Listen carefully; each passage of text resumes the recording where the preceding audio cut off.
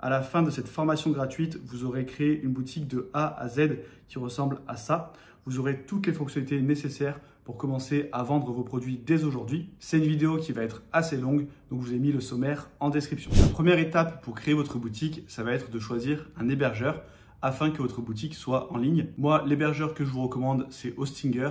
C'est celui qui propose le meilleur rapport qualité-prix à l'heure actuelle. Je vous ai mis un lien dans la description, vous arriverez directement sur cette page et vous pourrez choisir un hébergement qui est dédié à WooCommerce, c'est-à-dire dédié à faire du e-commerce avec WordPress. Donc quand on arrive sur cette page, hop, on peut descendre un petit peu et on a différents plans. Si vous n'avez pas forcément les moyens, je vous présenterai une alternative d'autres plans Hostinger qui sont un peu moins performants mais qui font l'affaire quand on se lance. On va commencer avec le plan Cloud Startup. Donc là, c'est le plan le plus premium que vous pouvez choisir puisqu'il va être le plus optimisé possible au niveau de la rapidité. Mais vous avez aussi des nouveaux outils qui sont intégrés, des outils d'intelligence artificielle pour accélérer la rédaction des fiches produits. Vous avez des templates qui sont inclus pour avoir une structure de base de votre boutique. Et si on descend un petit peu, on peut voir que vous pouvez créer jusqu'à 300 boutiques avec le même hébergement. Donc ça peut être intéressant si vous voulez créer plusieurs boutiques. Eh bien, vous allez pouvoir les créer sur le même hébergement tout en ayant de bonnes performances. Et ensuite, on a des choses qui sont incluses dans tous les plans. C'est le fait d'avoir un SSL gratuit, donc un site qui est sécurisé, d'avoir la possibilité de créer des adresses email. Le CDN, c'est pas forcément inclus dans tous les plans, mais c'est utile dans tous les cas uniquement si vous faites du commerce à l'international. Ça va permettre d'accélérer la vitesse de chargement lorsque quelqu'un se connecte depuis un serveur étranger. Donc la plupart d'entre vous, vous ne serez pas concernés, je pense. Et ensuite, ici, dans les plans dédiés à WooCommerce, on peut voir qu'on a du coup des accélérations de WooCommerce, la migration automatique d'une boutique si vous avez créé une boutique ailleurs avant. Enfin bref, vous avez plein d'options, ça c'est vraiment le plan premium. Donc soit vous prenez le Cloud Startup si vous voulez le plus de performance possible, soit Business. Et vous voyez qu'on est à 4 € par mois si vous prenez un engagement de 48 mois. Et ensuite on passe à 8 €.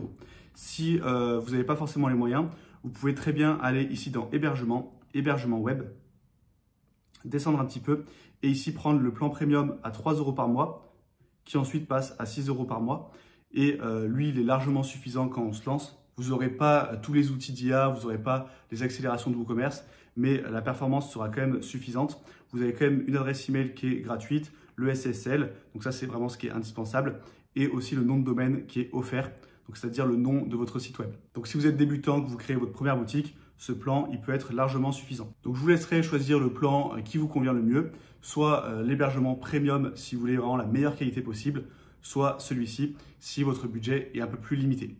Donc, hop, je clique sur commander. Ici, on va devoir choisir la durée d'engagement. Donc là, ça va dépendre si vous savez que votre boutique en ligne, vous avez une vision long terme, vous voulez la garder pendant longtemps, vous pouvez vous engager sur 24, 48 mois. Vous voyez que le tarif est dégressif. Et si vous n'êtes pas vraiment sûr, vous pouvez prendre la formule 1 an. Dans tous les cas, je vous conseille de prendre juste 1 mois parce que ça va revenir assez cher. Et si vous avez de l'ambition pour votre boutique, il va falloir au moins persister pendant 1 an. Donc, je vous conseille de prendre cette formule-là. Et surtout, à partir de 1 an, on a le nom de domaine qui est offert. Donc, c'est intéressant. Hop, je descends un petit peu. Là, je vous laisserai créer votre compte. Et ensuite, remplir les informations ici. Puis, valider le paiement. Vous voyez que vous avez plusieurs options de paiement. Et vous pouvez rentrer le code promo Easy WordPress ici et vous aurez 10% de réduction. Tac, si je fais appliquer, voilà, j'ai 10% de réduction. Et une fois que c'est fait, vous avez juste à cliquer sur soumettre un paiement sécurisé et on se retrouve juste après. Une fois que vous avez validé le paiement, vous allez vous retrouver sur cette interface. Si ce n'est pas le cas, hop, je vais quitter ici. Vous retrouverez sur le tableau de bord Hostinger et vous aurez juste à aller ici dans Accueil. Sélectionnez votre hébergement que vous venez de prendre, faire gérer et ici cliquez sur ajouter un site web et on se retrouve ici. Donc là nous on va faire créer un site web, je clique sur suivant, ici on va choisir WordPress avec IA, ensuite je clique sur créer avec WordPress, là on va pouvoir définir notre accès administrateur, donc par défaut il va reprendre l'email que vous avez rentré pour créer votre compte. Vous pouvez mettre un autre email si vous le souhaitez et là définir un mot de passe fort qui va permettre de se connecter à l'administration de votre boutique en ligne. Donc je vous laisse définir un mot de passe, cliquez sur suivant. Ensuite, quel type de site web on veut? Nous, c'est une boutique en ligne. Je fais suivant. Là, on va choisir le thème standard. On va créer notre boutique de zéro. Je fais suivant. Ici, on nous propose de choisir un thème, Mais nous, on ne va pas prendre un thème qui est listé ici. On va prendre un autre thème gratuit qui a beaucoup plus d'options de personnalisation. Donc, je clique ici sur sauter. Là, on ne va pas installer de plugin par défaut. Je fais non, je veux sélectionner les extensions manuellement. Je fais sauter. Ici, pareil, on ne va pas créer de contenu pour l'instant. Je fais sauter. Et là, on arrive au nom de domaine, donc c'est-à-dire l'URL de votre boutique. Ça va être important de choisir un nom de domaine qui est assez court, 1 ou 2 mots maximum, et de faire en sorte que ça soit simple à retenir. Si vous voulez avoir une stratégie de référencement, idéalement, incluez dans le nom de domaine un mot-clé que vous ciblez qui fait partie de votre thématique. Donc là, moi, je vais prendre par exemple goeasywordpress.fr. On peut voir qu'il est disponible. Vous, normalement, là, vous aurez un nom de domaine gratuit puisque c'est inclus dans le plan d'hébergement. Donc, vous aurez juste à sélectionner le domaine ici et à cliquer sur suivant. Une fois que vous avez sélectionné un nom de domaine qui est disponible, eh bien, on a WordPress qui s'installe automatiquement. En attendant que ça s'installe, vous pouvez cliquer sur le premier lien en description pour obtenir la checklist WooCommerce. Dans cette vidéo, on va voir comment créer une boutique en ligne de A à Z. Mais dans cette checklist, eh bien, vous aurez des vidéos complémentaires pour professionnaliser votre boutique et ajouter des fonctionnalités supplémentaires, par exemple un programme de fidélité ou comment créer des newsletters pour votre boutique. Donc cliquez sur le premier lien en description, c'est totalement gratuit. Une fois que WordPress est installé, vous allez vous retrouver sur ce tableau de bord. Ici, ça va être important d'aller dans sécurité et là vous aurez un onglet SSL. Donc moi, ce n'est pas le cas parce que c'est un nom de domaine temporaire. Je vais passer sur un vrai nom de domaine. Voilà, dans sécurité, certificat SSL. Et de venir voir ici qu'il est bien actif. Si ce n'est pas le cas, vous aurez un bouton pour ajouter le certificat SSL afin que votre site soit sécurisé. Donc moi, je reviens sur mon nom de domaine temporaire. Et ici, on va tout simplement cliquer sur le bouton panneau admin qui va nous rediriger vers WordPress. Ici, on arrive donc sur le tableau de bord WordPress. On va explorer les différents onglets au cours de la vidéo. La première chose qu'on va faire, c'est installer un thème. Puisque là, si je vais sur mon site, vous pouvez voir qu'il ressemble à ça. Donc, c'est un thème par défaut sur WordPress qui n'a pas beaucoup d'options de personnalisation et qui va être pas très moderne pour une boutique en ligne. Donc là, je fais retour. Et ici, je vais aller dans Apparence, thème. Je fais ajouter un thème. Et ici, je recherche Océan WP. Donc ça, selon moi, c'est le meilleur thème gratuit sur WordPress. C'est celui qui a le plus d'options de personnalisation. Et vous allez voir qu'il est vraiment optimisé pour l'e-commerce. Donc, je fais installer, puis activer. Là, on nous recommande d'installer le plugin Océan Extra. Donc, c'est une extension qui permet d'ajouter des fonctionnalités au thème et on va en avoir besoin. Donc, je fais installer et activer Océan Extra. Là, ça restera toujours sur l'état installation et activation. C'est un petit bug. Donc, au bout d'une trentaine de secondes, vous pouvez venir actualiser ici. Et ensuite, si vous avez l'onglet ici Océan WP, c'est que le plugin a bien été installé et activé. Maintenant, si je me rends sur mon site, vous voyez que l'interface a changé. Bon là, l'interface n'est pas terrible du tout, ça fait très vieux. Mais vous inquiétez pas, au cours de la vidéo, on va venir modifier tout ça et le rendu final sera beaucoup mieux. Si quand vous venez ici, le rendu n'a pas changé, c'est que votre cache navigateur n'a pas été actualisé. Donc, vous pouvez aller dans ici les paramètres de votre navigateur, rechercher cache et faire effacer les données de navigation. Les cookies ici, je vous invite à décocher pour que ça sauvegarde vos mots de passe, mais juste de cocher images et fichiers en cache et faire effacer les données. Et ensuite, si vous venez ici et que vous actualisez, votre site aura bien changé. Je vais cliquer ici en haut sur tableau de bord pour revenir sur WordPress. Puis je vais dans extension installée. Là, je clique sur la petite croix et je vais venir désinstaller les extensions Hostinger parce qu'elles ne sont pas utiles. Donc là, je les supprime. Autant pour moi, il faut d'abord cliquer sur désactiver ici. Et une fois que c'est désactivé, on peut venir les supprimer. Ce qu'on va faire maintenant, eh bien, c'est tout simplement d'installer WooCommerce, qui est l'extension qui permet d'ajouter les fonctionnalités utiles pour une boutique en ligne sur WordPress. Donc, je vais ici sur le bouton « Ajouter une extension » et je tape WooCommerce. Je fais « Installer maintenant ». puis activer. Une fois que c'est fait, j'ai une petite phrase qui apparaît ici. Je clique sur le bouton actualiser maintenant pour prendre en compte les changements.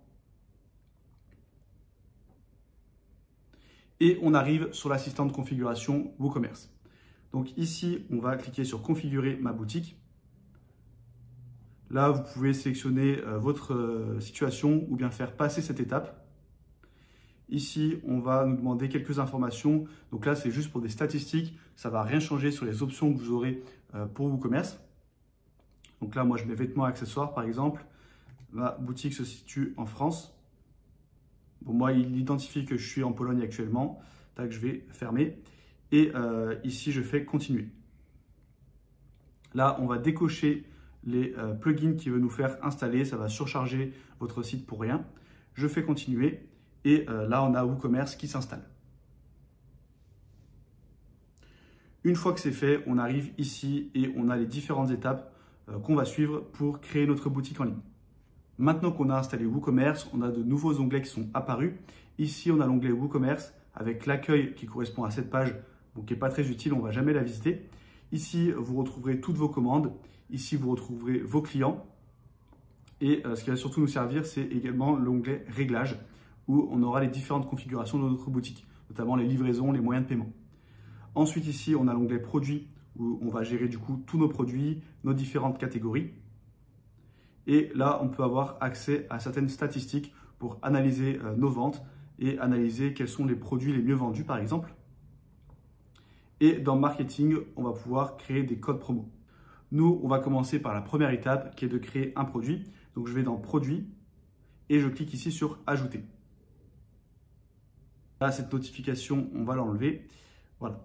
Ici, on va définir le nom de notre produit. Donc, par exemple, moi, si c'est une boutique de vêtements, eh bien, je vais marquer T-shirt pour hommes. Voilà, je mets un titre vraiment au hasard. Ensuite, ici, on a la description du produit. Vous verrez qu'on a deux types de description avec WooCommerce. On a ici la description longue. Donc, c'est la description qui va s'afficher en dessous de l'image produit. Et tout en bas, on a ici description courte du produit.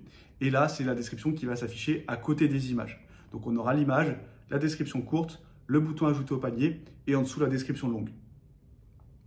La description longue, vous pouvez, comme son nom l'indique, détailler un petit peu plus votre produit, ajouter du texte, des titres, être vraiment le plus complet possible. Hop, moi, j'ai demandé une petite description à ChatGPT que j'ai copié-collé ici. Garantie, on va le mettre en titre. Donc, si vous voulez mettre un titre, ici, au lieu de paragraphe, vous sélectionnez titre 2 et ça va vous mettre un titre. Hop, là, je vais réduire un petit peu l'espace et l'augmenter ici. Voilà.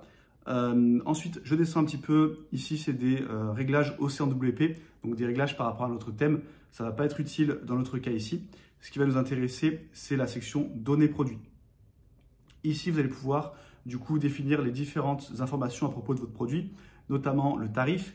Donc là, par exemple, ça peut être un t-shirt à 24,90 €. Et ici, vous pouvez définir un tarif promo. Donc là, si je mets par exemple 19,90, hop, eh bien, ça va mettre sur la fiche produit tarif régulier 24,90. Ça va barrer ce prix et ça va mettre à côté le tarif en promo. Si vous choisissez de faire une promo, vous pouvez planifier la date en mettant une date de début, une date de fin. Ça peut être utile par exemple pendant les périodes de soldes. Vous avez planifié à l'avance toutes vos promos et comme ça, dès le premier jour des soldes, tous les produits sont en promo et le dernier jour des soldes, ça va se désactiver automatiquement. Moi, je vais faire annuler. Ici, on a inventaire. Donc là, on va pouvoir définir un UGS, c'est-à-dire une référence fournisseur. Ce n'est pas obligatoire. Si vous n'en mettez pas, WooCommerce va en définir une automatiquement à votre place. Vous pouvez également gérer les stocks. Ici, je peux cocher cette case et venir définir la quantité que j'ai en stock. Sinon, vous mettez juste l'état, stock, rupture de stock ou en réapprovisionnement. Et si vous vendez des articles un peu premium ou limités, eh bien, vous pouvez limiter les achats à un article par commande. Ensuite, expédition, on ne va pas s'y intéresser ici. On viendra régler les livraisons un peu plus tard. Produits liés, ça va être pour faire des ventes complémentaires. Donc, produits suggérés, ça va être sur la fiche produit. Lorsque l'utilisateur va descendre un petit peu, en bas, il aura une section. Ces produits peuvent également vous intéresser. Et du coup, vous pouvez choisir des produits complémentaires. Et vente croisée, ça va s'afficher sur la page panier. Il y aura le résumé de commande et en dessous, une suggestion de produit. Donc ça peut être intéressant pour augmenter votre panier moyen. Et attributs, eh bien, vous allez pouvoir mettre les caractéristiques du produit. Par exemple, ici, si je reviens sur ChatGPT, il m'a mis ici quelques informations. Donc là, je pourrais mettre lavage. Hop. Et ici, je marque ce qu'il m'a mis ici, lavage en machine à 30 degrés avec des couleurs similaires. Tac. Je fais enregistrer les attributs. Et avancer, ce n'est pas forcément intéressant. Ici, on revient sur la description courte. La description courte, je vous invite à mettre une liste à puces des avantages principaux de votre produit. Le but, c'est d'avoir l'image et à côté une liste à puces où on voit rapidement les bénéfices. Là, par exemple, ChatGPT, hop, il m'avait fait une petite liste à puces d'avantages. Donc, je peux les copier et venir les coller ici. Et là, je vais tout sélectionner et faire une liste à puces. Tac. Là, j'appuie sur Entrée à chaque fois. Et pour faciliter un petit peu la lecture, je peux mettre en gras à chaque fois le mot en premier. Tac. Et voilà. Donc ensuite, si je remonte un petit peu, ici, ce qu'on a d'intéressant, c'est l'image produit, donc l'image principale. Et ici, dans Galerie produit, ça sera les images secondaires. Donc là, je vais venir chercher des images que j'ai téléchargées. Ici, je prends l'image principale et dans Galerie, je prends l'image secondaire.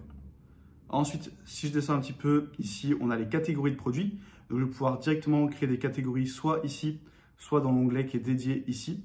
Et si je fais ajouter une catégorie, là, par exemple, je pourrais faire une catégorie vêtements hommes. Ensuite, vêtements femmes. Et si je veux créer des sous-catégories, par exemple dans vêtements hommes, j'aurais t-shirt, pull, pantalon. Et bien ici, je vais marquer t-shirt.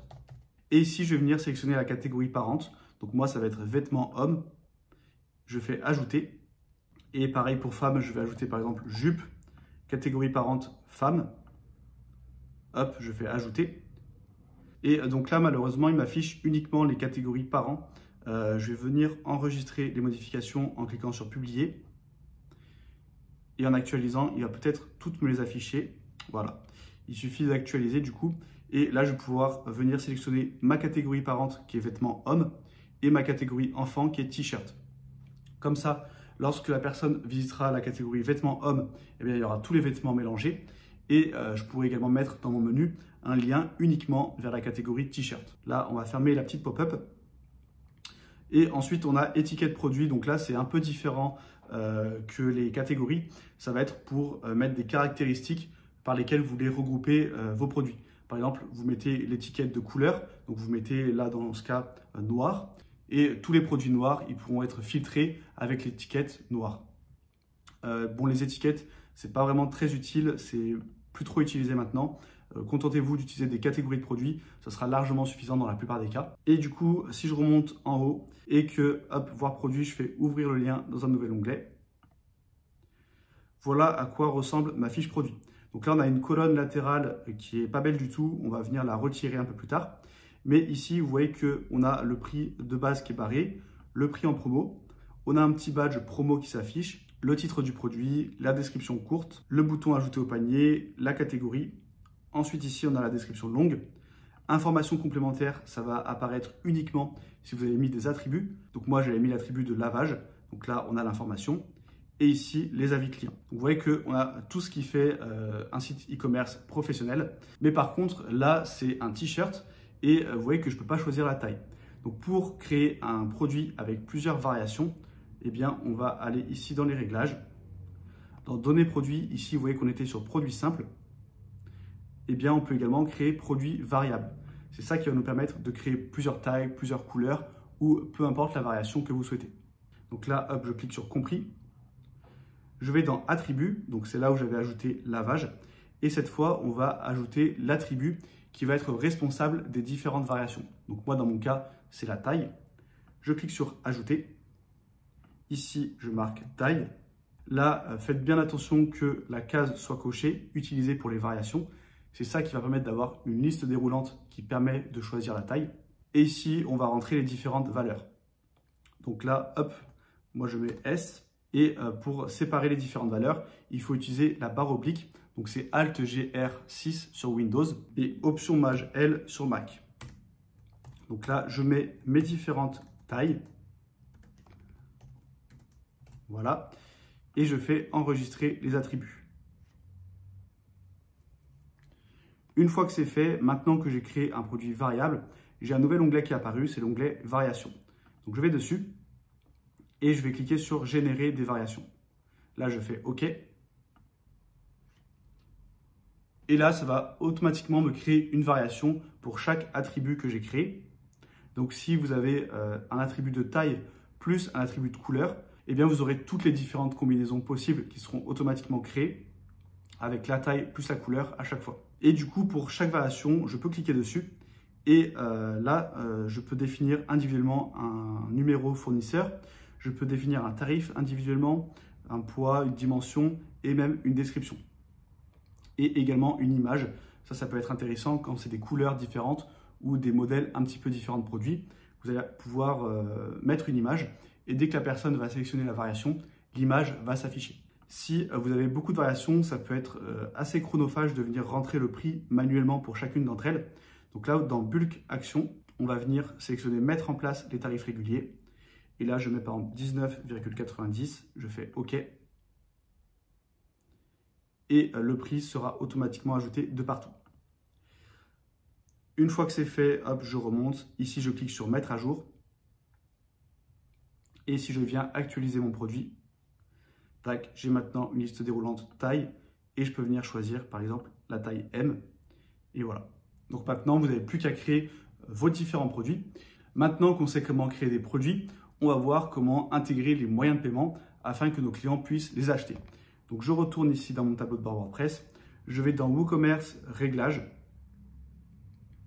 Ici, je vous invite à rentrer votre adresse, donc soit l'adresse de votre boutique, soit votre adresse personnelle si vous n'avez pas de boutique physique ou l'adresse de votre entreprise, parce que ça va être utile pour les taux de taxes, donc la TVA, et surtout pour les frais de port. Donc moi, j'ai rentré une adresse fictive et je vais tout en bas faire enregistrer les modifications. Maintenant, je vais dans l'onglet paiement et ici, on va installer le plugin WooPayments qui permet d'accepter les paiements par carte bancaire. Donc je clique ici sur installer. Ici, on va devoir créer un compte WordPress. Donc, vous inquiétez pas, vous pouvez le créer gratuitement. Donc, je clique ici sur Connect Your Store.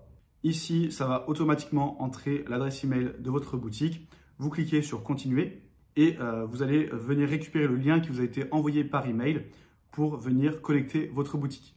Hop, vous allez arriver sur cette page une fois que vous êtes connecté et vous serez redirigé automatiquement ici vers cette fenêtre pour vous connecter à wordpress.com. Ici, on va nous demander quelques informations. Donc là, hop, je mets individuel parce que je travaille tout seul. Si vous avez une entreprise, vous pouvez mettre compagnie ou ici une association, une organisation. Donc là, moi, je sélectionne individuel. Je sélectionne ce que je vends. Là, cette fois, ça va être un peu plus important de mettre vraiment ce que vous vendez puisque c'est pour être accepté par le processeur de paiement et ils doivent contrôler leurs clients. Donc, mettez ce que vous vendez vraiment. Je fais continuer. Ici, vous pouvez mettre une estimation de vos revenus, donc moins de 250 000 $ par an. Et dans combien de temps votre boutique sera en ligne, par exemple dans un mois. Je fais continuer. Et ici, on est redirigé automatiquement vers Stripe. Donc Stripe, en fait, c'est le partenaire qui permet d'encaisser les paiements par carte bancaire. Donc au lieu de passer par WooPayments, on aurait pu directement créer un compte sur Stripe et venir l'intégrer grâce à un plugin. Ça serait revenu exactement au même. Et donc là, je vous invite à mettre votre adresse mail, puis à cliquer sur Continuer.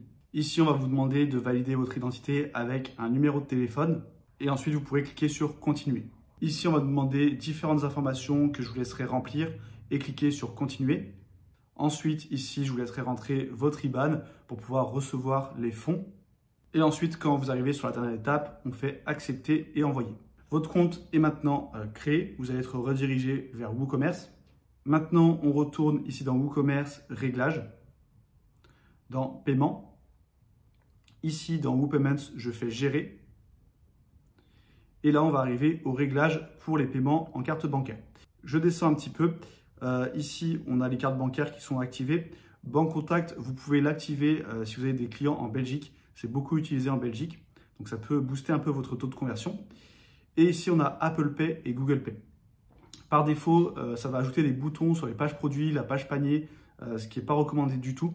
Donc là, soit je vous recommande de le désactiver complètement, soit si vous souhaitez le laisser activer sur la page de validation de commande, vous pouvez laisser cocher ici, mais cliquer sur Customize et venir ici décocher page produit et page panier et venir laisser cocher uniquement la page de validation de commande. Ensuite, vous pouvez laisser par défaut et faire enregistrer.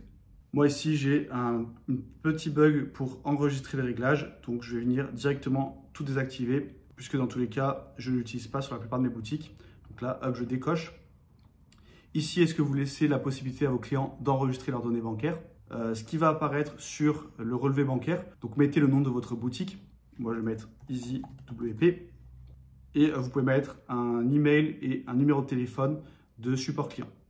Ensuite, je descends et on va tout laisser par défaut. Ici, langue, je vais passer en français et je fais sauvegarder.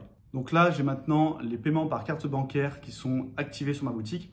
Ce qu'on va ajouter, c'est PayPal, puisque c'est une option également qui est très intéressante, qui est utilisée par beaucoup de clients. Donc, je vous recommande de l'installer. Je vais dans Extension, Ajouter. Ici, je tape PayPal.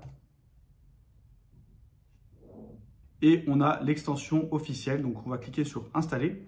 Ne vous fiez pas à la très mauvaise notation. En fait, c'est lié surtout à une notation de PayPal puisqu'ils prennent des frais assez élevés et parfois il peut y avoir quelques petits problèmes. Donc, les gens ont mis des avis négatifs, mais ce n'est pas sur l'extension en elle-même. L'extension, moi, j'utilise depuis des années. Je n'ai jamais rencontré de soucis. Elle n'a jamais causé de bug sur mon site. Donc, vous pouvez l'installer sans souci. Je clique sur Activer. Là, je fais Actualiser maintenant. Je retourne dans WooCommerce, Réglages, dans Paiement. Hop, je descends un petit peu et ici, on a PayPal. Donc, je vais faire terminer la configuration. Et là, je vais tout simplement cliquer sur Activer PayPal.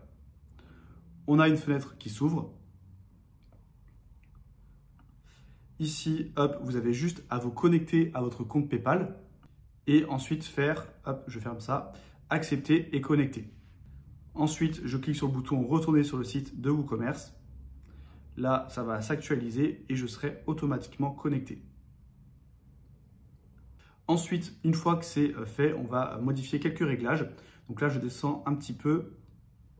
Hop, alors non, c'est pas ici. C'est dans Standard Payment. Ici, on coche cette case pour activer PayPal. Et tac, ici, voilà. On a les PayPal Smart Buttons. Ça, pareil, c'est des boutons qui vont ajouter un peu partout sur votre site, sur la page produit, la page panier. Encore une fois, quelque chose que je déconseille fortement. Du coup, là, on va tout décocher. Et on va juste sélectionner Classic Checkout. Ensuite, je descends, je peux tout laisser par défaut et faire enregistrer.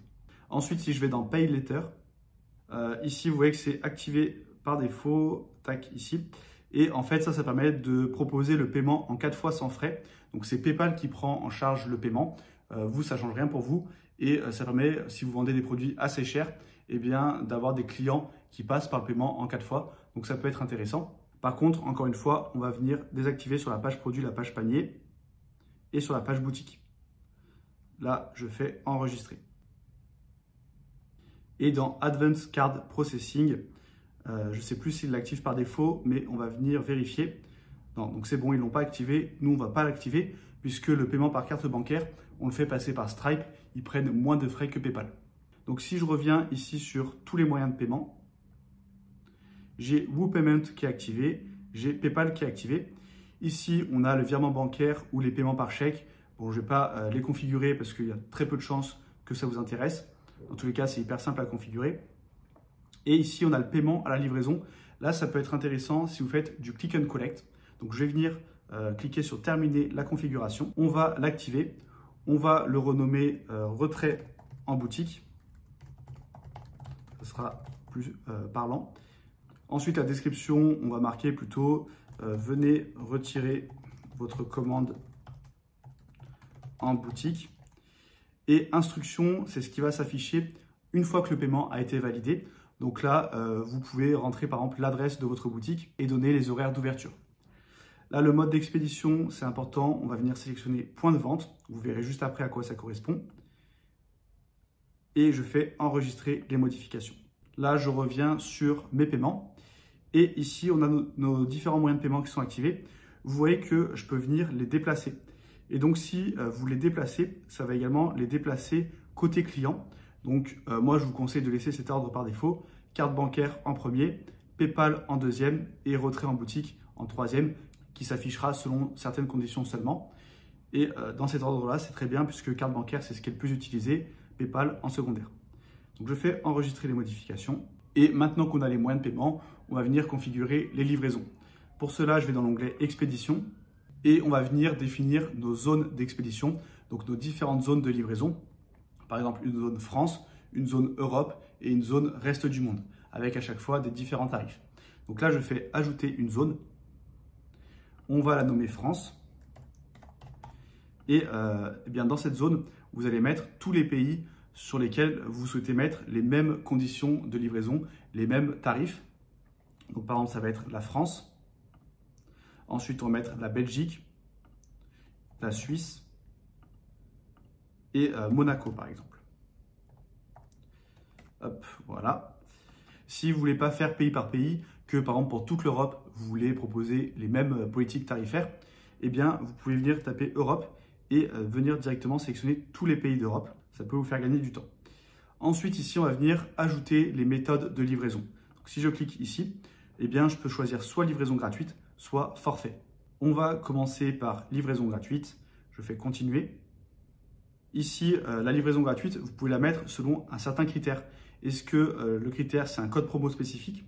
Est-ce que c'est un montant minimum de commande? Donc ça, c'est ce qu'on va retrouver le plus souvent. Livraison gratuite à partir de 50 € par exemple. Et ici, montant minimum de commande ou un code promo. Montant minimum de commande et un code promo. Nous, on va mettre montant minimum de commande par exemple et on va mettre à partir de 50 €. Ici, on peut appliquer la règle de commande avant la remise d'un code promo. Donc si par exemple la personne elle a un panier où il y a 70 €, qu'elle applique un code promo et qu'elle passe à 49, du coup la livraison gratuite ne sera plus disponible. Donc ça, c'est à vous de voir si vous souhaitez l'appliquer ou pas. Et donc là, si vous cochez cette case, eh bien même si on passe à 49, ça restera gratuit puisque le montant avant le code promo était de 70 €.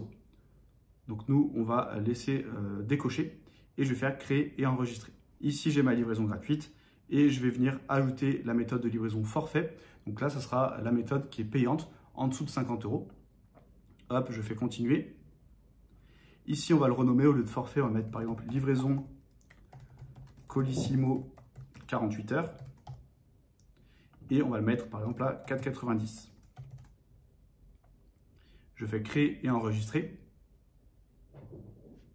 Et tout à l'heure, on a configuré le click and collect dans les moyens de paiement. Donc là, on va ajouter une autre méthode de livraison qui permet de retirer en magasin. Donc là, je vais sur la page de réglage retrait. Vous voyez que tout à l'heure, on était dans expédition, zone d'expédition. Ça m'a redirigé vers l'onglet point de vente. Donc là, on va cliquer sur activer le point de vente. Là, on va le renommer click and collect ou retrait en magasin comme vous le souhaitez. Et ici, on va ajouter un lieu de retrait. Donc là, ça va tout simplement être votre boutique. Et ça peut être intéressant d'avoir plusieurs lieux si vous avez plusieurs boutiques. Donc là, moi, je vais marquer boutique Paris et je vais revenir mettre mon adresse. Je fais terminer, enregistrer les modifications et voilà, le click and collect est maintenant activé. Maintenant, on a terminé toutes les configurations techniques. On sait comment ajouter des produits, valider les moyens de paiement, valider les méthodes de livraison. Donc, la boutique est fonctionnelle. On va maintenant s'intéresser à designer un petit peu la boutique et à modifier un peu son apparence. La première chose qu'on va faire, c'est venir créer un menu. Donc, je vais dans Apparence, Menu. Ici, on va le nommer Menu principal. Et je coche Principal ici, je fais Créer le menu.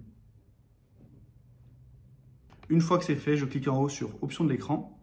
Ici, je viens cocher Catégorie produit. Hop, je ferme Options de l'écran. Et je vais venir sélectionner mes catégories. Donc là, je fais Tout voir. Je prends mes différentes catégories. Et je fais Ajouter au menu. Ici, jupe, je vais le décaler un cran sur la droite. Pareil pour t-shirt. Et ça permet de créer un sous-menu. Donc j'aurai mon menu vêtements femmes et vêtements hommes. Et si je viens survoler avec la souris, j'aurai une liste déroulante avec tous mes éléments. Donc là, moi, j'en ai pas beaucoup dans mon cas, mais vous, si vous avez beaucoup de produits, beaucoup de catégories, ça peut être intéressant. Si jamais vous n'avez pas beaucoup de produits, du coup, vous n'avez pas créé de catégorie, eh bien, venez juste ajouter un lien vers la page boutique. Donc ici, dans page, vous aurez ici la page boutique. Vous pourrez venir l'ajouter au menu et ça va automatiquement lister tous vos produits. Et au lieu de boutique, vous pourrez mettre un nom un petit peu plus vendeur selon ce que vous vendez. Tac, je fais retirer. Donc là, on a nos catégories qui sont ajoutées, mais il manque quand même quelques pages qui peuvent être intéressantes et importantes pour un site e-commerce. Donc je vais dans page, ajouter une page. Là, je ferme. Et pour l'instant, je ne vais pas créer le design, je vais juste créer le titre pour pouvoir l'ajouter à mon menu. Donc je vais créer une page contact. Je fais publier. Tac, je clique sur la petite croix. Ensuite, ici, tac, je vais enlever le mode plein écran. Je vais faire ajouter une nouvelle page ici. Cette fois, on va la nommer à propos, par exemple, pour faire une petite page où on raconte l'histoire de notre boutique. Et voilà, pour ce qui est du menu principal, c'est suffisant. Vous aurez vos différentes catégories produits, une page à propos, une page contact. Donc là, je reviens dans mon menu. Et je vais venir ajouter mes pages à propos et contact. Et je fais enregistrer le menu. Maintenant que c'est fait, si je vais sur mon site, vous pouvez voir que ici, j'ai mes catégories, j'ai ma page à propos, ma page contact et là, mon panier. Et là, on va venir personnaliser un petit peu l'apparence de ce menu. C'est ce qu'on appelle l'en-tête, toute cette section. Donc, je clique ici sur personnaliser. Et là, on va arriver dans les options du thème Océan WP, le thème qu'on avait installé en début de vidéo. Et vous allez voir qu'on a pas mal de réglages disponibles. C'est pour ça que je vous recommande ce thème. Donc, on va aller ici dans En tête, puis dans Général. Ici, vous avez plusieurs styles que vous pouvez choisir. Donc, je vous laisserai les tester. Mais il y a soit minimal, moi que je laisse dans la plupart des cas. Sinon, moyen, il est pas mal aussi, je trouve. Notamment si vous avez beaucoup de produits, puisque ça va mettre en avant la barre de recherche ici. Vous aurez votre logo et en dessous votre menu. Donc c'est une disposition que j'aime bien aussi, mais dans la plupart des cas, je les reste sur minimal. Ensuite, vous pouvez définir la couleur d'arrière-plan de l'en-tête. Donc là, faites attention à ce que ça soit adapté à votre charte graphique. Moi, je vais rester sur blanc. Ensuite, je fais retour. Et ici, on va pouvoir importer un logo. Donc moi, je viens sélectionner un logo. Tac. Je fais sélectionner. Pas de recadrage. Et j'ai mon logo qui apparaît. Ensuite, vous pouvez définir ici la largeur max et la hauteur max, donc pour venir recadrer un peu votre logo. Bon, dans tous les cas, il n'est pas très grand, donc même si je mets la largeur max, vous voyez que ça ne change rien. Mais vous, si vous avez une grande image, ça va faire une différence. Donc, mettez pas votre logo trop gros. Ça, c'est une erreur que je vois souvent, d'avoir un gros logo, du coup, l'en-tête prend trop de place et c'est pas terrible. Donc, laissez un petit logo comme ça, assez discret. Ensuite, dans le menu, ici, on va pouvoir venir centrer les éléments, par exemple. Mais là, vous voyez que quand on a un menu un peu trop long, ça crée un petit bug et ça le met sur 2 lignes. Donc, c'est pas terrible. Donc là, à voir selon la longueur de votre menu. Moi, je vais rester à droite. Ensuite, dans effet de lien, vous pouvez par exemple prendre souligner de la gauche. Et quand je viens survoler, vous voyez que ça rajoute un petit effet. Là, attention à l'effet que vous choisissez. Prenez pas un truc un peu trop farfelu et qui fait un peu vieillot. Par exemple, ça, c'est vraiment pas terrible du tout. Soit vous mettez rien, soit vous mettez souligné de la gauche, mais tout le reste, je le déconseille un petit peu. Moi, je vais rester sur aucun effet. Ensuite, on a les différentes couleurs. Donc moi, je vais reprendre le orange qui est dans mon logo. Hop. Quoique non, c'est pas terrible. Je vais rester en noir. Et le orange, je vais le prendre juste pour la couleur au survol. Tac. Comme ça, quand je survole, ça fait orange. Tac, je descends un petit peu. Couleur de la bordure supérieure, je vais la modifier. En fait, c'est la bordure qui apparaît, vous voyez, sur le menu déroulant. Ensuite, si je descends un petit peu, on a l'icône de recherche qui est ici. Donc, si vous n'avez pas beaucoup de produits, ça ne sert à rien de le mettre. Et sinon, vous avez différents styles que je vous inviterai à tester. Moi, je n'ai pas beaucoup de produits, donc je vais le désactiver. Je fais retour. Et donc là, on a notre en-tête qui est créée. Mais ici, vous voyez qu'on a une petite phrase « Placez votre contenu ici ». Ça, c'est ce qu'on appelle la barre supérieure. Donc, si je fais retour et que je vais dans ici « Barre supérieure », je vais pouvoir venir placer du contenu. Donc, tag dans Général. Ici, je vous invite à cocher Contenu et social centré pour centrer le texte. Et si je fais retour dans Réseaux sociaux, je vais venir désactiver. Ça, c'est une option qui permet de mettre des liens vers les réseaux sociaux directement ici. Mais ce n'est pas quelque chose que je conseille, puisque le but des réseaux sociaux, c'est de faire venir les gens sur votre site. Donc, une fois qu'ils sont sur votre site, l'objectif principal, ce n'est pas de les renvoyer vers vos réseaux sociaux. Donc, je ne conseille pas de le mettre en avant dans l'entête. Et là, dans Contenu, vous pouvez mettre des éléments qui vont rassurer le client et qui vont inciter à la vente. Par exemple, livraison gratuite à partir de 50 €. Hop, je fais retour. Retour encore une fois. Cette fois, je vais venir dans WooCommerce, dans l'onglet panier du menu. Et ici, on a différentes options pour cet élément-là. Donc, déjà, on peut décider de le masquer. Moi, je vous conseille de le laisser afficher. Et vous pouvez mettre soit juste l'icône, soit l'icône et le total du panier en euros, soit le compteur, c'est-à-dire le nombre de produits, soit compteur plus total du panier. Moi, je vous conseille de laisser par défaut, pareil ici pour le style, menu déroulant. Ensuite, je fais retour. Et pour ce qui est des couleurs, on va aller dans Options générales, dans Style général. Et ici, vous allez pouvoir choisir votre couleur principale et votre couleur principale au survol. Et donc là, en modifiant ici, vous voyez que ça va modifier le petit panier. Et pareil, je vais modifier la couleur au survol. Et si je descends, couleur des liens au survol, pareil, je vais modifier. Ok, maintenant je fais retour. Et pareil, dans le bouton du thème, je vais venir sélectionner la couleur d'arrière-plan orange pour que les boutons qui sont générés par le thème apparaissent en orange. Pareil au survol. Ok, je fais retour. Et là, vous voyez que j'ai une colonne latérale qui est ici. Et ça va être le cas également si je vais sur ma page à propos. J'aurai une colonne latérale, ou même on avait vu sur la page produit, on avait une colonne latérale à gauche. Ça, on va les désactiver de partout, puisque plusieurs études montrent que ce n'est pas vraiment efficace. Donc, ce que je fais, c'est que ici, dans Réglages généraux, dans Page, mise en page, je sélectionne ici pleine largeur. Vous voyez que ça me l'a enlevé sur ma page à propos. Je fais retour, encore une fois retour, et dans WooCommerce, dans Archives, je vais venir passer en pleine largeur également. Donc Archives, c'est les pages catégories ou les pages boutiques, donc les pages qui listent tous nos produits. Ensuite, on a la page produit unique, pareil, je place ici en pleine largeur. Puis je clique sur Publier. On reviendra dans ces différentes options un peu plus tard. Là, maintenant qu'on a créé notre en-tête, on va s'intéresser à la création de notre page d'accueil.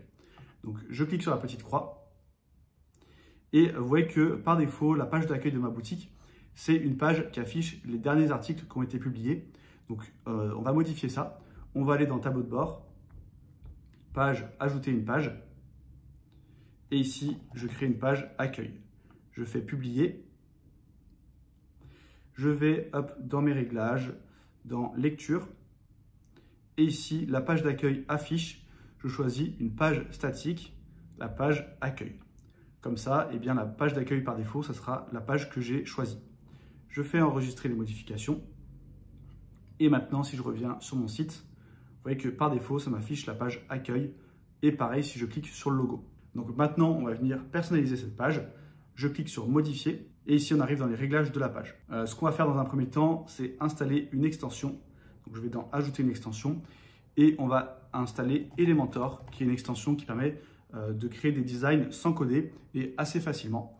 Donc, hop, je viens l'installer, puis l'activer. Je clique sur Actualiser maintenant. Ici, je vais cliquer sur la petite croix en haut à droite. Et je vais revenir sur ma page, toutes les pages. Ici, ma page d'accueil, je clique sur Modifier. Et là, je vais cliquer sur le petit O ici. En fait, ça, c'est les options du plugin Océan Extra. Et ce que je vais faire, c'est dans Titre, donc ici Title, venir désactiver. Comme ça évite que ça soit marqué Accueil. C'est pas terrible comme titre. Et on va directement créer notre titre avec Elementor pour pouvoir le personnaliser comme on le souhaite. Donc là, je clique sur la petite croix. Je fais Mettre à jour. Et maintenant qu'on a installé Elementor, vous voyez que j'ai ce bouton ici. Je vais pouvoir cliquer dessus et atterrir sur le constructeur de page Elementor. Ici, on a une petite pop-up sur l'intelligence artificielle. Donc, selon votre niveau de zoom sur l'écran, la petite croix pour fermer la pop-up, elle n'apparaît pas. Donc ça, c'est mal fait. Donc je vous invite à dézoomer un petit peu. Et ensuite, la petite croix apparaît ici. Tac, ici, je ferme aussi. Et là, je vais pouvoir créer ma page. Donc là, ce que je vais faire, c'est que je vais créer une page d'accueil en direct devant vous. Mais je vais aller assez rapidement. Je ne vais pas vous expliquer tous les détails d'Elementor puisque la vidéo serait trop longue. Donc ce que je vais faire, c'est que je vous affiche juste au-dessus une formation gratuite dédiée à Elementor. Une vidéo d'environ 1 heure où je rentre en détail sur tous les réglages et tout ce qu'il est possible de faire avec Elementor. Comme ça, vous pourrez vraiment créer les designs que vous souhaitez. Donc là, je vais créer la page d'accueil et juste avant, je vous rappelle que vous pouvez télécharger gratuitement la checklist WooCommerce en cliquant sur le premier lien en description. Vous aurez des conseils exclusifs et des vidéos pour aller plus loin dans la création de votre boutique et créer une boutique qui est professionnelle. Donc je vous invite vraiment à télécharger cette checklist. Ce que je vais faire, c'est que je vais créer ici une section Flexbox en 2 colonnes. Dans les réglages en bas, hop, modèle de page, je vais passer en pleine largeur. Donc là, je vais volontairement assez rapidement. C'est juste pour que vous voyez comment ça fonctionne, ce qu'il est possible de faire. Et encore une fois, si vous voulez le faire par vous-même, je vous invite à regarder la formation gratuite Elementor. Ce que je vais faire ici dans style arrière-plan, je vais venir définir une couleur d'arrière-plan. Voilà.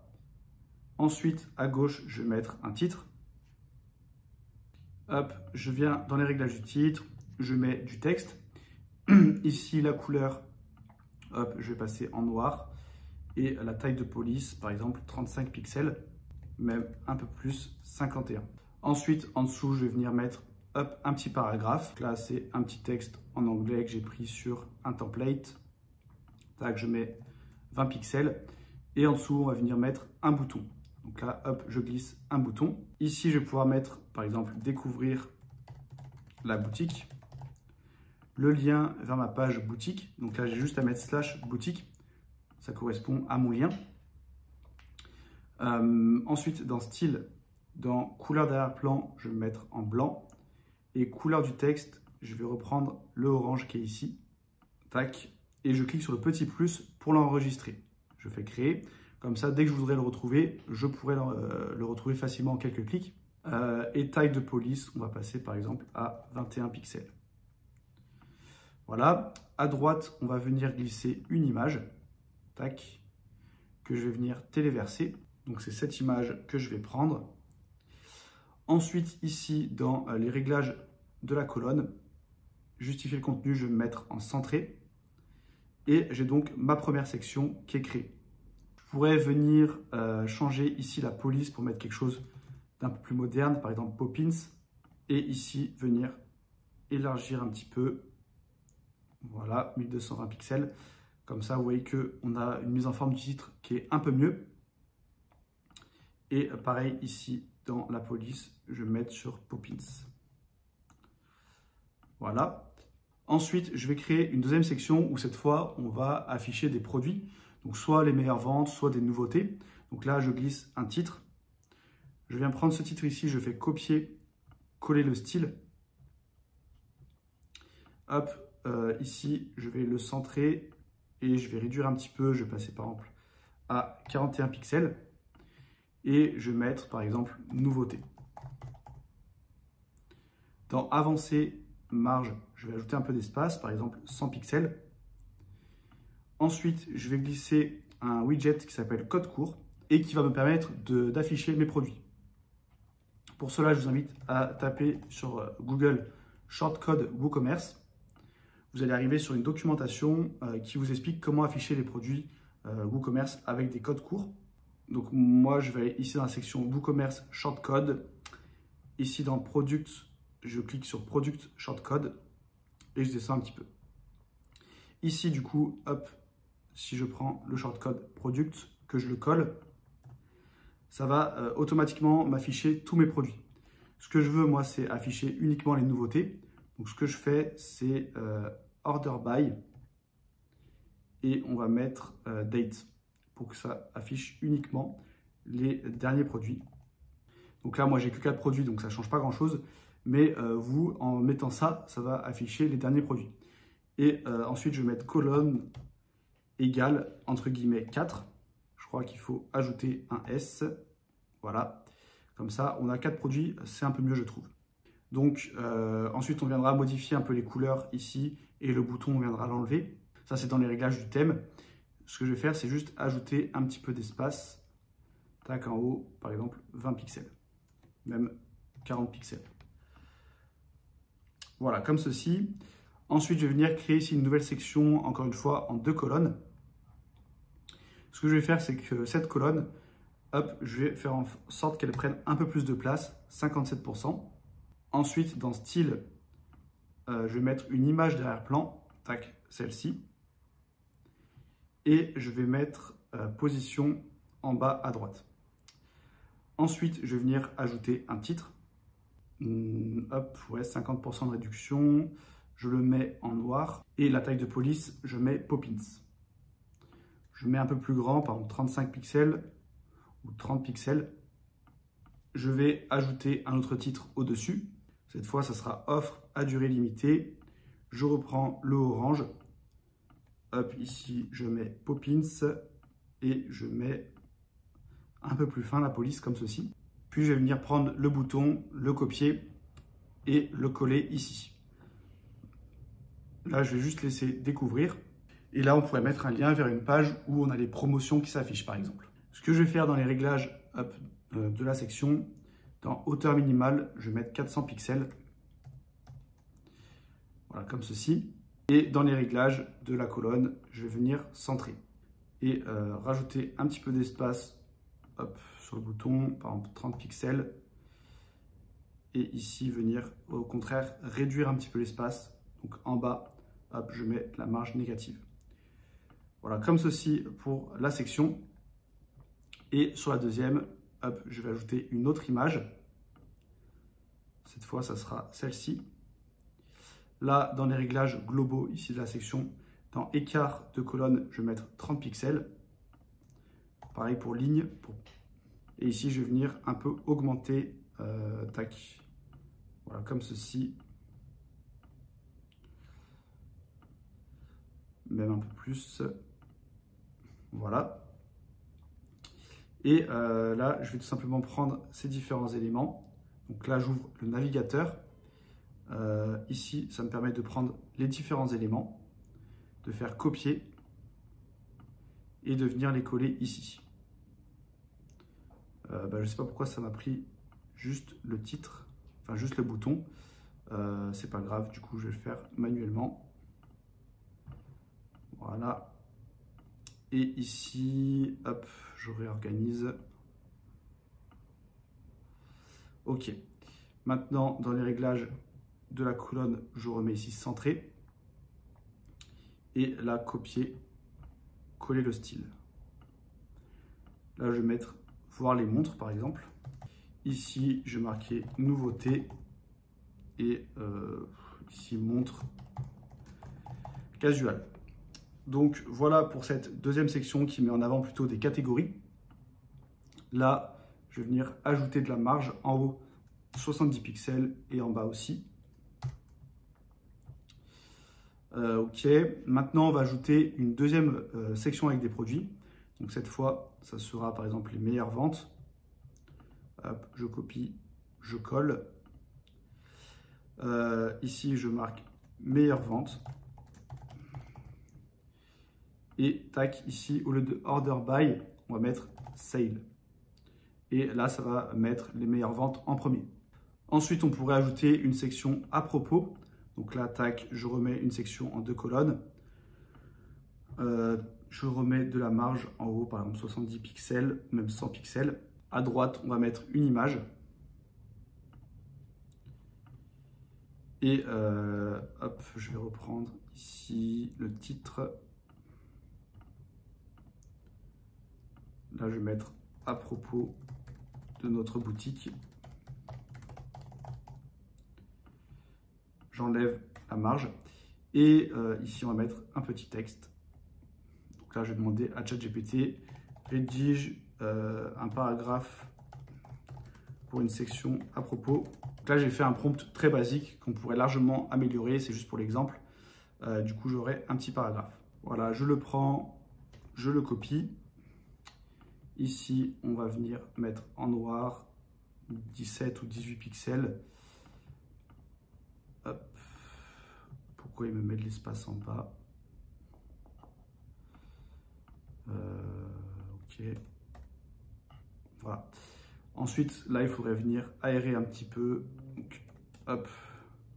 À chaque forme de phrase, je viens mettre des espaces. Bon, là, le texte est un peu trop long. Hop. Voilà. Et ici, hop, l'image, on va venir la centrer. Et ici, je pourrais remettre une couleur d'arrière-plan. Voilà.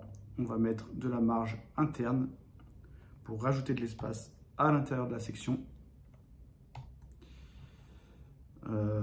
Ok, on va laisser comme ça. Donc là, on a notre page d'accueil qui est créée. Maintenant, je vais faire mettre à jour et on va s'intéresser au pied de page, la section qui est tout en bas.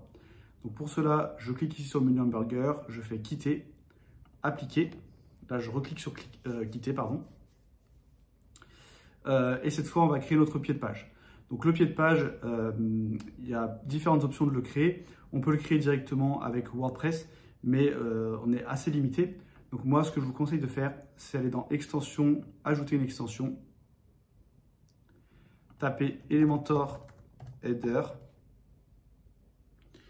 Et ici, on va installer cette extension Elementor Header and Footer Builder. Comme d'habitude, on va l'installer puis l'activer. Et une fois que c'est activé, on va dans Apparence, Elementor Header and Footer Builder. Et là, ça va nous permettre de créer notre pied de page avec Elementor afin d'avoir beaucoup plus d'options de personnalisation. Pour créer notre pied de page, on va cliquer ici sur Ajouter nouveau. Et ici, on va le nommer par exemple pied de page. Ici, dans Type de modèle, on va sélectionner le modèle pied de page. Et là, sur Afficher sur, on va bien sélectionner tout le site. Mais vous voyez que si vous le souhaitez, vous pouvez créer des pieds de page différents en fonction des sections sur votre site. Nous, on ne va pas s'embêter, on va créer le même de partout. Et ensuite, j'ai plus qu'à cliquer sur Publier. Une fois que c'est fait, je fais Modifier avec Elementor. Et je me retrouve donc dans l'interface d'Elementor et je vais pouvoir créer mon pied de page comme je le souhaite. Ici, hop, je vais fermer la petite pop-up. Je vais créer une section Flexbox en 3 colonnes. Donc là, je prends la section en 2 colonnes. Et ici, je viens faire un clic droit et cliquer sur Dupliquer. Comme ça, j'ai un troisième qui s'affiche, enfin une troisième colonne. Je viens ici dans les réglages de la section, dans Style. Ici, hop, je vais reprendre le beige que j'avais précédemment. Voilà. Et je vais venir glisser des titres. Donc là, on pourrait faire une première section Contact. Je vais venir centrer, mettre en noir et mettre la police sur Poppins. Voilà. Je fais copier, coller. Pareil ici. Là, on va mettre par exemple lien utile. On va mettre des liens vers la page contact, mention légale, politique de confidentialité, toutes les pages obligatoires. Et ici, on pourrait ajouter une section newsletter. Dans Contact, je vais venir prendre le widget liste d'icônes que je glisse ici.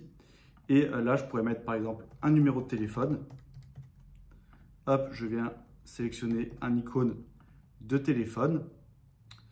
Ensuite, ici, je viens prendre, mettre mon email, contact@boutique.fr. Je viens sélectionner ici un icône d'enveloppe, par exemple. Voilà. Et en troisième élément, soit je peux le retirer, soit je pourrais mettre par exemple l'adresse de la boutique si j'ai une boutique physique. Et ici, je vais prendre hop, un icône de maison. Ok, maintenant je vais dans Style. Je vais venir modifier un petit peu ici les couleurs. Donc couleur de l'icône, je vais mettre en noir. Taille, je vais mettre par exemple 18 pixels. Et pareil pour le texte. Typographie, je vais me remettre sur Poppins. Et je vais mettre par exemple 17 pixels. Ok, hop, je mets le noir. Et je vais venir centrer ici dans les réglages de la liste. Ensuite, dans le lien utile, je vais glisser un éditeur de texte. Et ici, je vais pouvoir lister toutes les pages que je veux. Par exemple, une page FAQ, une page contact, une page mention légale, politique de retour, par exemple, et les CGV, conditions générales de vente. Ok, maintenant dans style, je viens centrer, je vais mettre en noir. Hop. Et pareil, police, je vais mettre 17 pixels pardon, en Poppins. Voilà. Et pour ajouter les liens, c'est très simple. J'ai juste à venir sélectionner mon texte comme ceci, à cliquer sur ce petit bouton. Et là, je mets l'URL de ma page que j'ai créée. Donc là, dans mon cas, je n'ai pas encore créé de page FAQ. Mais imaginons que l'URL, ça soit mon nom de domaine /FAQ. Eh bien, j'ai juste à mettre /FAQ et ça va reconnaître la page automatiquement. Et ensuite, newsletter, on ne va pas voir dans cette vidéo comment faire. Mais si vous voulez créer un encart d'inscription à la newsletter, que ce soit dans le pied de page ou n'importe où sur votre site, je vous invite à télécharger la checklist WooCommerce en cliquant sur le premier lien en description. Comme ça, vous verrez comment faire. Je fais mettre à jour. Ici, hop, sur le menu hamburger, je fais quitter. Je vais revenir sur mon site. Et là, si je descends tout en bas, vous voyez que j'ai bien mon pied de page qui a été ajouté. Précédemment, j'avais ici cette section qui était en beige. Du coup, je suis venu changer la couleur pour la mettre en blanc pour que le pied de page se distingue bien du reste de la page. Et là, je pourrais venir modifier le pied de page, rajouter un petit peu de l'espace ici entre le début et le titre. Donc pour cela, ce serait très simple. Ici, vous voyez que j'ai raccourci pied de page. Et hop, dans les réglages de la section, dans marge interne, je pourrais venir rajouter par exemple 40 pixels en haut, faire mettre à jour. Et maintenant, si je fais voir la page, non, plutôt tableau de bord, puis aller sur le site. Voilà, je descends tout en bas, c'est un petit peu mieux. Ok, maintenant on va s'intéresser à la page contact. On va ajouter un formulaire de contact. Pour cela, je retourne dans le tableau de bord. Je vais dans extension, ajouter une extension. Et ici, je tape formidable forme. C'est cette extension qu'on va installer. Donc là, vous commencez à connaître. On fait installer maintenant, activer. On rafraîchit la page. Une fois que c'est fait, on a un nouvel onglet ici, formidable. Donc je peux aller dans le tableau de bord. Je vais dans formulaire. Et ici, je fais ajouter en haut à droite. Là, je vais cliquer sur créer un formulaire vierge. Et ici, je peux créer mon formulaire avec un système de glisser-déposer qui est assez simple. Par exemple, je prends le champ texte. Ici, je clique dessus et je vais le renommer par exemple prénom. Je coche cette case pour qu'il devienne obligatoire. Ensuite, je reviens sur ajouter des champs. Je peux glisser un champ texte soit en dessous, soit à côté. Donc là, je viens glisser à côté, par exemple, le nom. Et je mets requis également. Ensuite, en dessous, je vais glisser email. Et là, vous avez plusieurs options. Par exemple, vous pouvez prendre une liste déroulante pour que la personne sélectionne le sujet sur lequel elle veut du dépannage. Et sinon, vous pouvez rester sur un formulaire très basique et juste mettre ici un paragraphe. Hop, on glisse en dessous et on va renommer message. Et à l'intérieur, dans ici texte de remplissage, vous pouvez venir donner des indications. Expliquer par exemple qu'il faut donner son numéro de commande et donner le plus de détails possible. Donc là, veuillez indiquer votre numéro de commande si vous êtes déjà client par exemple. Et là, vous voyez qu'on aura un petit texte d'instruction qui s'affiche à l'intérieur. Ensuite, je fais enregistrer en haut à droite. Le nom du formulaire, je le nomme contact et je fais enregistrer. Dans style, je vais pouvoir venir modifier légèrement l'apparence, notamment les couleurs. Donc là, si je fais modifier, je vais pouvoir venir notamment modifier la couleur du bouton pour que ça corresponde à ma charte graphique. Donc là, je peux reprendre l'orange que j'utilise depuis le début. Pareil pour la bordure. Et faire mise à jour. Ensuite, dans Réglages, dans Actions et notifications, vous voyez que quand le formulaire est rempli, ça va automatiquement vous envoyer une adresse, enfin un email à l'adresse administrateur. Donc là, vous pouvez modifier les adresses qui vont recevoir la notification et vous pouvez modifier également le message de notification. Par défaut, ça va tout simplement lister tous les champs du formulaire avec les réponses qui ont été soumises. Donc, je vous conseille de laisser ça par défaut. Et si je reviens ici dans Construire, hop, si je clique sur le bouton, ici, vous voyez que je peux venir modifier le texte Donc par exemple, envoyer mon message ou si c'est un formulaire de devis, obtenir mon devis gratuit. Là, vous allez pouvoir vraiment le personnaliser. Donc je fais mise à jour et maintenant on va venir l'intégrer sur la page contact. Donc je vais dans page, toutes les pages. Ici, je retrouve ma page contact, je fais modifier, puis modifier avec Elementor. On va venir intégrer le formulaire de contact. Pour cela, je mets une section en 2 colonnes. À droite, on va venir glisser le formulaire. Donc je tape formidable ici et vous voyez que j'ai le widget qui apparaît. Et là, je peux venir sélectionner mon formulaire, par exemple contact, et il va s'afficher automatiquement.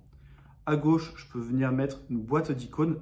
Donc là, si je tape icône, j'ai le widget boîte d'icônes. Et ici, je vais enlever le texte. Et là, on va mettre par exemple un numéro de téléphone. Ici, je reprends un icône de téléphone. Tac. Et l'affichage dans style, on peut venir le basculer comme ça ou le laisser comme ça. Ensuite, dans icône, on va changer la couleur. Et pareil pour le texte ici. Et je vous laisserai du coup mettre les différentes informations qui vous intéressent et faire mettre à jour. Maintenant, je vais quitter et je vais revenir sur ma page d'accueil. Ensuite, je vais venir sur une page catégorie et on va venir modifier l'apparence de la page pour l'épurer un petit peu. Là, vous voyez qu'on a le bouton qui n'est pas très utile, le prix qui s'affiche en vert, ce qui ne correspond pas à notre charte graphique. Et aussi, on a la phrase ici PayPal qui s'affiche alors que je l'avais désactivée. Je vais aller voir dans les réglages. Tac, WooCommerce, réglages. Dans paiement. Ici, je reviens sur PayPal, je fais gérer. Et dans Pay Later, je vais venir redécocher ici.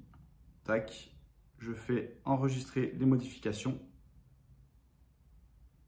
Donc moi, vous voyez que j'ai un petit bug, il ne veut pas me enregistrer les modifications, il me recoche à chaque fois à la case. Donc vous, je pense que de l'autre côté, ça ne vous fera pas ce petit bug. Mais c'est pour ça que moi, la phrase continue de s'afficher. Donc ce qu'on va faire, c'est qu'on va modifier les autres réglages de la page. Pour cela, je clique sur personnaliser. Ensuite, je vais dans WooCommerce, dans archives. Et ici, je vais pouvoir modifier cette page. Donc je descends un petit peu. Déjà, le nombre de produits par page, on va l'augmenter un petit peu. Par exemple, 40. Et ici, colonne de la boutique, on va passer sur 4. Je trouve que c'est un petit peu mieux. Et pareil, ici, je vais cliquer, passer sur mobile. Et par défaut, sur mobile, on est à une seule colonne. Donc, je vous recommande de passer à 2 colonnes. Tac, je reviens sur PC. Ensuite, ici, on a le bouton de grille liste. C'est ce bouton-là qui permet de switcher l'affichage. Mais en réalité, ce n'est pas très utile. Donc, je vous conseille de l'enlever puisque au plus votre page est épurée, au plus ça sera clair pour l'utilisateur. Là, j'ai décoché, mais ça ne prend pas en compte la modification. C'est normal, il faut cliquer sur publier et ensuite aller voir la page et le bouton aura disparu. Ensuite, je descends un petit peu, on va tout laisser par défaut. Ici, on a les différents éléments qui s'affichent pour chaque produit. Donc nous, on va chercher à épurer un maximum encore une fois. Donc on va venir retirer la catégorie et on va venir retirer le bouton ajouter au panier puisque personne ne s'en sert directement ici. Les gens vont d'abord cliquer pour voir le détail du produit et ensuite l'ajouter au panier. Ensuite, le reste, on peut laisser par défaut. Je fais retour et je vais sur produit unique. Ici, je vais cliquer pour arriver sur la page d'un produit unique. Et pareil, on va modifier un petit peu. Déjà, vous voyez que le titre apparaît 2 fois. Ça, c'est parce qu'on a ici le titre de la page et ici le titre qui est généré ici dans le produit. Donc celui-ci, on va venir le désactiver et on va laisser uniquement le titre de la page. Ensuite, le prix qui est en vert, on viendra modifier la couleur juste après. Et hop, si je descends un petit peu, ici on va tout laisser par défaut. Ce que vous pouvez changer si vous le souhaitez, c'est la mise en page des onglets. Donc, par défaut, vous voyez que c'est comme ceci. Mais vous pouvez passer en vertical si vous le souhaitez ou bien en section. Et là, ça va s'afficher les uns en dessous des autres. Tac, je remets en horizontal. Quand je descends, vous voyez qu'on a des produits similaires qui sont recommandés. Et ici, on a une barre automatique qui affiche le prix et un bouton soit ajouter au panier, soit sélectionner les options si c'est un produit variable. On va laisser par défaut. Ici, par défaut, c'était en 3 colonnes. Je vous conseille de repasser sur 4. Et voilà, je fais retour. Maintenant, on va venir modifier l'affichage des prix. Donc là, la couleur qui est en verte ici et ici. Pour cela, je vais dans style avancé. Je descends un petit peu et dans tac, entrée produit, donc ici, cette section, vous voyez que couleur du prix, on est sur du vert, on va passer sur du noir, comme pour le titre. Et ensuite, si je remonte, enfin si je descends, pardon, hop, dans produit unique, couleur du prix, pareil, on passe en noir. Et du coup, ici, on a le prix bien en noir également. Je fais publier. Et maintenant, si je clique sur la petite croix, là, j'ai mes modifications qui ne sont pas prises en compte. Ça peut arriver de temps en temps. Ce qu'il faut faire, c'est venir ici sur le petit losange et venir faire tout purger pour venir actualiser le code de la page. Et là, vous voyez que c'est bon, mes réglages ont été pris en compte et on a un affichage qui est beaucoup plus épuré. On va maintenant retourner dans le tableau de bord et on va s'intéresser aux emails qui sont envoyés aux clients lorsqu'il y a une commande. Donc pour cela, je vais dans WooCommerce Réglages. Ici, je vais dans Email. Là, on a les notifications qui sont envoyées aux propriétaires de la boutique. Donc, ce n'est pas forcément intéressant de les modifier. Mais ce qui va être intéressant, c'est commande en cours et commande terminée. Commande en cours, c'est l'email qui est envoyé automatiquement dès qu'une personne passe commande. Et commande terminée, ça va être envoyé au moment où vous passez le statut de la commande sur terminé. Ça, on verra juste après comment faire. Mais généralement, quand vous allez passer le statut de la commande sur terminé, c'est que vous avez expédié la commande. Donc là, on va venir modifier un petit peu le titre qui n'est pas très clair par défaut. Donc je vais dans Gérer.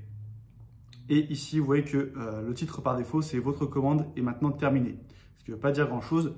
Du coup, on va plutôt dire votre commande vient d'être expédiée. Et ici, dans Contenu additionnel, on peut ajouter une petite phrase. Par exemple, votre commande devrait arriver d'ici 48 heures. Je fais enregistrer les modifications. Si je retourne ici dans l'onglet Email, je peux également descendre tout en bas et venir modifier la couleur de base, puisque là, ils reprennent les couleurs de WooCommerce. Mais nous, ce qu'on veut, c'est une couleur adaptée à notre charte graphique. Donc, je vous inviterai à modifier cette couleur.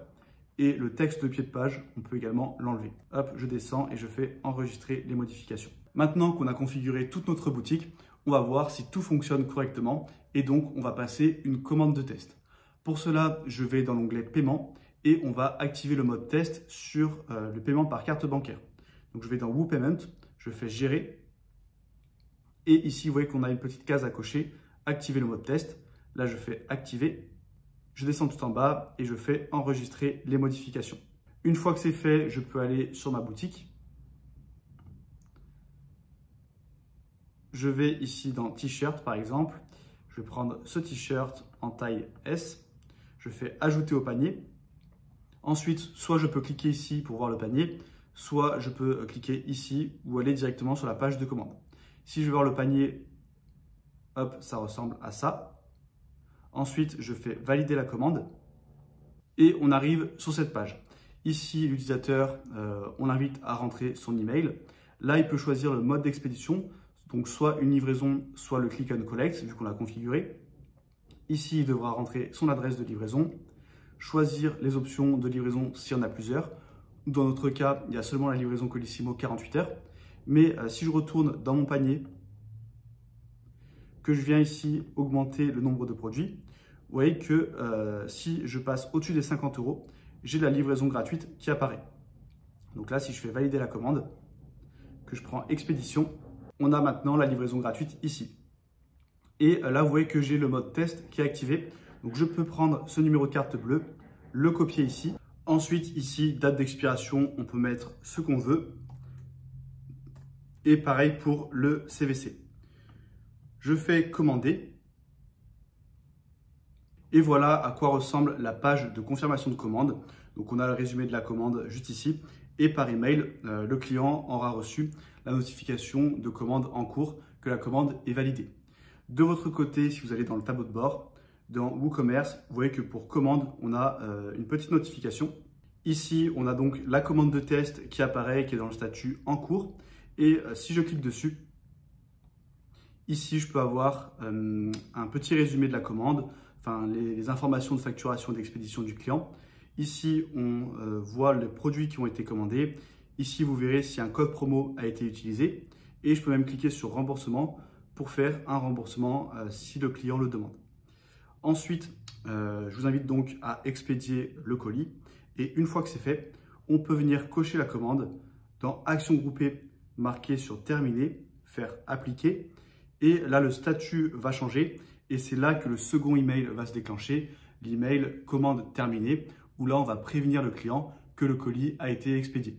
Une fois que vous avez fait ce test, revenez bien dans les réglages, dans paiement, et on va remettre le mode live sur le paiement. Donc je décoche ici, je fais enregistrer les modifications et vérifier que le mode de test a bien été désactivé sur la page de validation de commande. Maintenant qu'on a créé notre boutique, eh bien, ça serait dommage de perdre tout notre travail suite à un bug ou à une mauvaise manipulation. Donc, ce qu'on va faire, c'est paramétrer la sauvegarde automatique. Comme ça, en cas de problème, on pourra restaurer la boutique et on n'aura pas de souci. Donc, pour cela, on va dans Extension, Ajouter. Et on va venir ajouter le plugin Updraft Plus. Donc, c'est ce plugin Updraft Plus qu'on va installer puis activer. Une fois qu'il est activé, on a l'onglet ici Updraft Plus. On va sur Sauvegarder, Restaurer. Ici, vous retrouverez toutes vos sauvegardes. Pour l'instant, on n'en a pas encore. Nous, ce qui va nous intéresser, c'est de paramétrer une sauvegarde automatique. Comme ça, on n'a pas besoin de s'en préoccuper. Donc, pour cela, je vais dans Réglages. Et ici, vous voyez qu'on peut sauvegarder les fichiers et la base de données. Donc ça, c'est les deux éléments qui font qu'un site WordPress fonctionne. On a d'un côté les fichiers et d'un côté la base de données. Donc, c'est important de sauvegarder les deux. Ici, dans la fréquence, du coup, là, ça va dépendre de la fréquence à laquelle vous actualisez votre boutique. Si vous ajoutez des produits tous les jours, que vous avez des commandes, ça va être important de venir sauvegarder au moins quotidiennement. Mais si votre boutique est terminée, que vous n'ajoutez plus de produits et que vous avez juste des commandes de temps en temps, vous pouvez venir sauvegarder par exemple hebdomadairement. Donc moi, je vais prendre weekly, donc chaque semaine. Et là, on peut choisir le nombre de sauvegardes qu'on conserve. Si je me mets sur 3, on aura donc les 3 dernières semaines qui seront conservées. Là, important, ça va être de choisir un espace de stockage distant. Comme ça, même si notre site n'est plus du tout accessible, on pourra quand même récupérer la sauvegarde et la restaurer. Donc là, moi, je vous invite à sélectionner Google Drive, mais vous pouvez prendre un autre stockage si ça vous intéresse. Vous descendez tout en bas, vous faites enregistrer les modifications. Et ici, on a une petite pop-up qui s'ouvre. Vous aurez juste à vous connecter à votre compte Google et ça sera bon. Dans cette vidéo, vous avez donc vu comment créer une boutique professionnelle de A à Z, mais pour aller plus loin, je vous invite à télécharger la checklist WooCommerce en cliquant sur le premier lien en description. C'est un document totalement gratuit dans lequel vous découvrirez des conseils exclusifs pour professionnaliser votre boutique et faire vos premières ventes rapidement. Et il y a également des vidéos complémentaires pour ajouter de nouvelles fonctionnalités à votre boutique. Donc, cliquez sur le premier lien en description et je vous dis à très bientôt.